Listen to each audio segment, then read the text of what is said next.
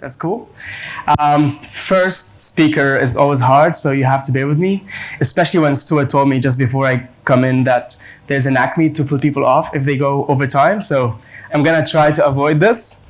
It's very cool to see that 76% were saying that they want to learn and mix with other product marketers, because this is what the summit is about, is learning from peers in product marketing and get out from this 2-day summit with a lot of ideas, a lot of knowledge that we can practice and do in our companies.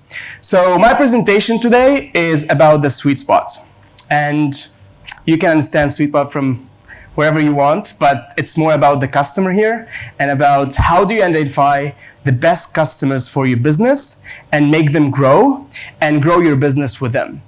So I'm gonna speak about some frameworks that help you with segmentation, understanding your ideal customer profile, and where is your sweet spot today, and if you wanna stick with this sweet spot or move it to something else afterwards. It's a great actually start of the day, because I think things like this project can help you be a very influencer team in the business and also get buy-in on your projects afterwards. So it's a very valuable project that I went through at Safety Culture, but also at companies before, like Expedia. So maybe before I start, I just want to ask a question in the room.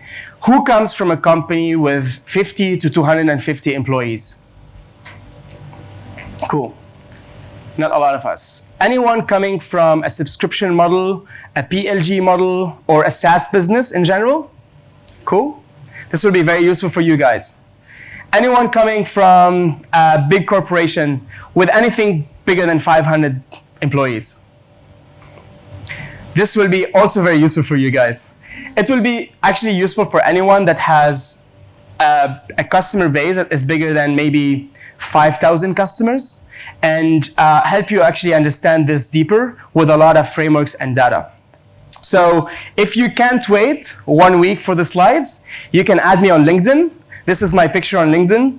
I know that a lot of people will add here people on LinkedIn and connect with. So just so you know, I hear a lot of people, I read a lot of people sending me a congratulations when they go on LinkedIn. I was like always wondering what's happening, why they're asking for that. And just as a clarifying point here, this little cute boy is not my kid. I was on Tinder not a long time ago. So that's settled. The second thing I wanted to tell you about me is that I suck at drawings. And I'm very bad at this, but I wanted to visualize this like presentation in one drawing. And I wanted to show like this box that you have. This is the company, let's say, and all these like lines going away is a lot of projects and initiatives that a startup has to make sure that they are finding this product market fit. So you have the company, you have maybe 20, 30 people trying to work on this product market fit through a lot of initiatives, a lot of projects. But very quickly, when you grow the business, you start realizing that there are customers performing better than others, and you want to focus on them. So I put this drawing, and the design team is next to me. So he's like, this is off-brand. This is not at all a cool drawing. No, let me do something better for you. So he drew this, and it's also showing the same idea, basically, that a company at a startup phase, before they scale up, they are trying to do a lot of projects, trying to find their sweet spot and trying to find the product market fit. But this doesn't take you so far, because you need to bring focus to the business. And the best team to drive this focus is the product marketing team. Why is that? I'm gonna go through these frameworks that we have done to bring this alignment, to bring this focus, but also show that you know the customer, you know the product, and you know the business better than anyone else in the company. So how do you do this is all about this finding the sweet spot.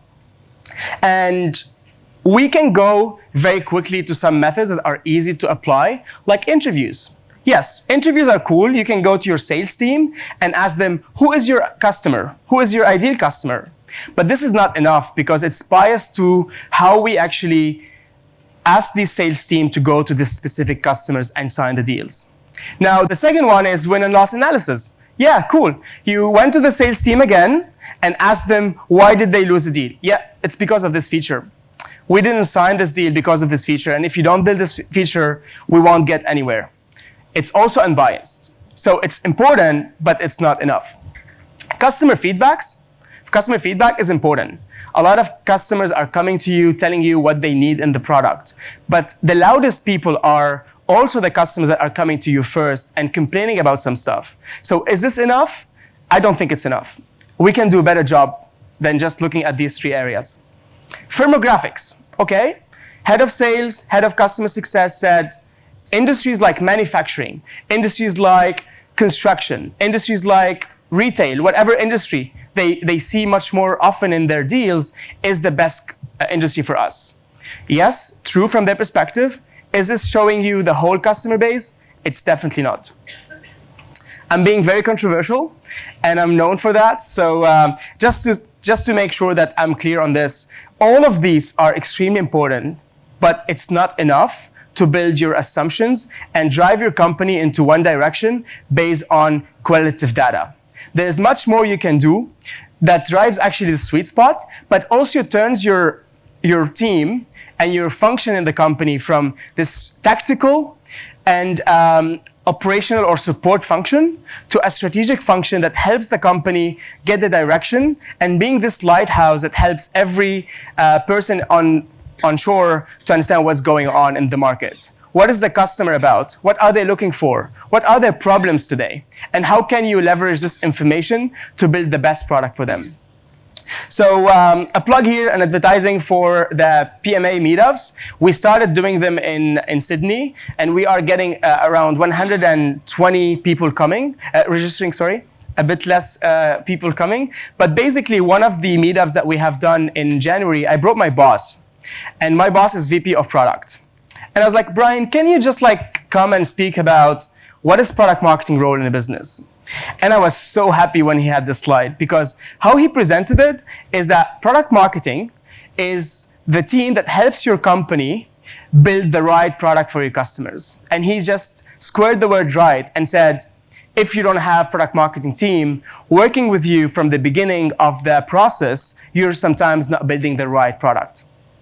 So, this square should be on right. Oh, I see it here in a different place. That's fine. The word right is the most important for us in a company. And again, the analysis that we can drive and how we can approach things will help you build the right product. Just a bit of context before I share with you the frameworks that we went through. Our company is called Safety Culture, and our product, the flagship product, is called iAuditor. And iAuditor basically is a mobile inspection app that helps customers run their inspections of quality, safety, or operations on an app, and then get all the data in real time on a desktop and see all the analytics that are coming from the frontline workers. The way we do it is that we enable customers to build their own checklist in any industry and get their information and data the way they think that it's relevant for them. So this is the first problem we have, is that because we are agnostic to industries, we don't know how to focus on some customers more than others. The second thing that we have is actually that we are globally present. So we are as much in Asia Pacific as in the US, as in Europe or Latin America. So we can't today focus on one market more than others, but we have to understand what is the main and common point between customers that drive them to use this product. And of course, we have a lot of customers, 26,000 companies across the globe, and some of them are big brands. And a lot of them are loud, asking for some specific features and some specific things within their business that will make them more successful. So how do we combine all this and understand what do we want to be as a company is the process that we went through over the last 1 year or 2 years. The last thing I wanted to add is that we have a free app that our customers can download by themselves for free, use it as much as they want, and there are some blockers within the app that makes you move to premium, but they can also use it for free. And we stopped for a moment and we said, okay, we have 26,000 customers today. Who are the best customers for us? And there were many ways that we can work on to scale the business, but we wanted to make sure that we are making the right decision. So the first thing we said, do we want to challenge our business model? We don't want to. Because as a SaaS business, you can sit on this graph and you can be one of these models. So the first one, which is like the model of Salesforce or Workday, where you have outbound sales and large implementation. It takes time, but once you get the deal closed, you have a lot of money coming from your customer. The bottom one is the Typeform or Dropbox model. I know we have Dropbox in the room, but basically it's a consumer-like, limited sales first. You download it, you see the value, and you understand how does it work very easily. And then maybe customer success people will come to expand the deal. Now, in the middle, I know we have Atlassian as well in the room, but basically Atlassian or Slack, where you have this land and expand model, see value with 5 users, and then move up with 20, with 30, with 50. And this is where the expansion happens. They have customer success team. I know that they started with sales, but it's way later in the process, and they have a lot of marketing automation. So where do we sit? We sit in the middle. We sit with this land and expand model. We have a lot of customer success people helping the customers use the product and expand. We are not at Atlassian in terms of revenue. We are big, but not that big. We would love to be there one day. We are doing the main things to help us go there, but we're not there yet. But this is our business model today. And we said, there's no way we question our business model. We want to keep with this free app and the premium model around it, and the land and expand. So how can we identify now who is our ideal customer profile now that we know that we are not questioning our business model? So to identify this one, we went through 4 frameworks that help us actually understand the sweet spot. And then we are now able to address this question of total addressable market, how big our potential is. And then the go-to-market strategy comes afterwards when you are launching products. One of my twin people in the community is called Tamara Krominski. She's at Unbounce in Canada, and she speaks about this process in a very cool way. She speaks about 3 words: volume, performance, potential. And the frameworks that I'm gonna share with you are about understanding the volume that you have, the performance of this volume, and then the potential in the market. So let's go there and try to focus on this sweet spot, and how can we make sure that we find the sweet spot very quickly and play with it as much as we can. Okay, first framework that we have started with was called the organization analysis. So this is the first step to understand your customer. Bring all this data around engagement, around NPS, around retention, around lifetime value, about website traffic, conversion on the website, bring also the tenure and the lifetime value in general, and put them all together, because all your teams have this information, but no one has looked at them together to make sure that we are understanding the value in a more holistic view.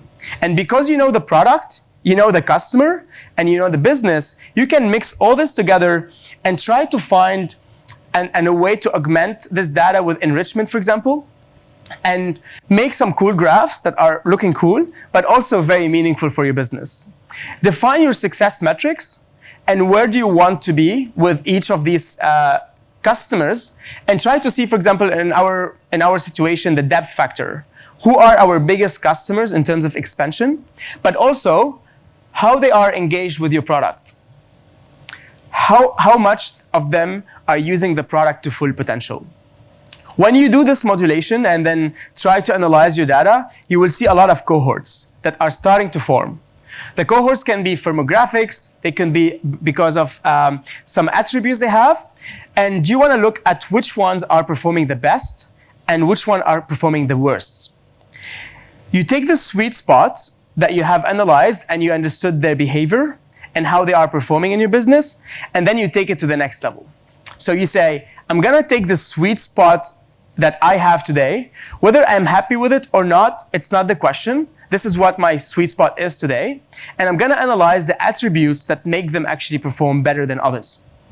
So sweet spot, this is a very simple example of how you define a sweet spot.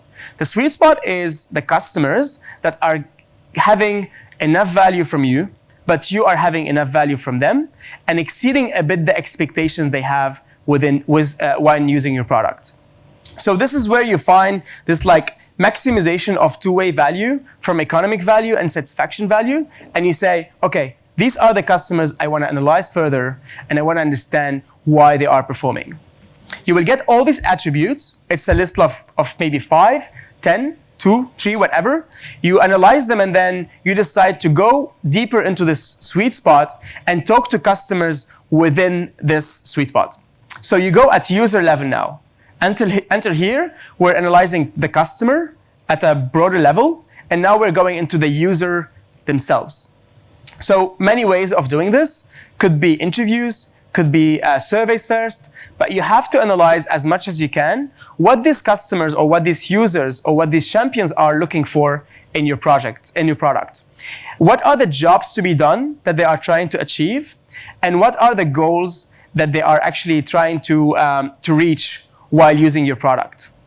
So you can go with a lot of surveys, as I said, that identify the job to be done. You can look at what are they asking for and what is underserved and what is overserved, and then build around this some use cases and some business cases for your product team and your marketing team to tweak the message, maybe to tweak the product, to tweak your go-to-market strategy to align with the sweet spot. And once you understand the jobs to be done, you can put them into different categories and build your personas. So see how long was the process until you identify your personas. You looked at the company level, you looked at their performance, you looked at the jobs to be done, and now you are much more confident to build your personas. So we built 3 profiles based on that, and we actually mapped the whole customer base around these 3 profiles. And we started seeing some behavior at user level that help us actually understand what we should be putting on the website, what we should be speaking about on the app, how can we reach out to these people. And the way we did this is actually we analyzed these customers at row level, and we used the job title, and we split this job title into 3 areas: the seniority, the goal, and the function. And every customer that we are able to identify now in our business has this like profile. I am profile 1, I'm profile 2, I'm profile 3. I speak to you differently based on your profile because I know your goals, I know your jobs to be done, and I know how important you are for us. And this didn't happen just because I did it by myself. It was an alignment across the whole company, and people in the team were putting a lot of efforts on some of them. I have 3 wonderful people in the team. Actually, 2 of them are here today, Alex and Jenny, that worked a lot on this profiling and understanding the customer and building this job to be done. And we're happy to speak about it further. But what we realized when we are doing this analysis is that we found that when we are looking at expansion of deal, and when we're looking at the proportion of users, profile number 1 is the profile that is, is it working? Not working yet. Let's see, here you go. Profile 1 is the one that we land with at acquisition time. Profile 1 is the user that is signing up and using the app first. But they actually don't have a lot of influence on the expansion of the deal. When they form their first group of people or customers or users, they actually start speaking to other profiles, like profile 2. When profile 2 comes in, this is where the magic happens. Profile 2, or this role, that is actually not a seniority-based role, but more a department-based role, is bringing us profile 3, and this is where we see the whole expansion happen. So I know some of this is theoretical, and it applies to businesses more than others, but I think going through the process help us actually align the whole company around this, and also help them realize for their role what they can be doing with this. So one of the most successful things we have done with this is actually rebranded the whole business in November. So we changed our tone, we changed our segmentation on the website, how we speak to people, and we actually aligned with the marketing team about these personas and this like sweet spot.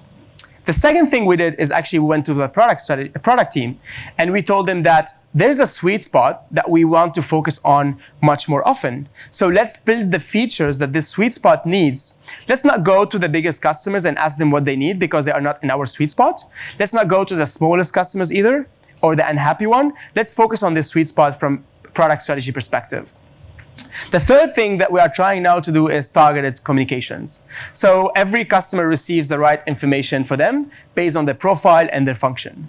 And the last one is actually our go-to-market team, so success and account executives. Now they are focusing on this sweet spot much more often, and they are trying to bring much more people to this sweet spot, so we grow the business in the most sustainable way. And most of all, and I think that the part that I love the most about this project is that it brought to the company the attention that we are a very functional and a very strong performing team, that we are making decisions based on data and we know what we are speaking about. So they come to us now with any big project that they need crucial attention and crucial analysis and strategy to build together. So I end up just like showing again one of my drawings and say, this is what I wanted to happen, and this is what happened, is much more focused around, in the business around one big thing, and obviously still go with other things and other initiatives to help us grow into different directions. But the biggest one is definitely like the big focus. And I think we brought alignment around the whole business. The only thing I wasn't able to align with is still not on brand, and the design team asked me to redraw the thing to make it more like appealing and much more brand respecting. So that's the story that I wanted to share with you today. I hope this is useful. I'm happy to take questions or actually take them offline afterwards as well to see how can these frameworks help you and your business become an effective, a strategic role in the lighthouse of your company. Thank you.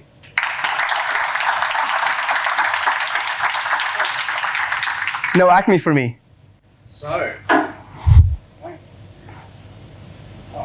don't have a mic, but if there are any questions, we'll use Slido for them. I've got one here for you, Karim, which is just, so when there is organisational change required, how do you bring the whole organisation along? How do you bring the teams together and align? Sure.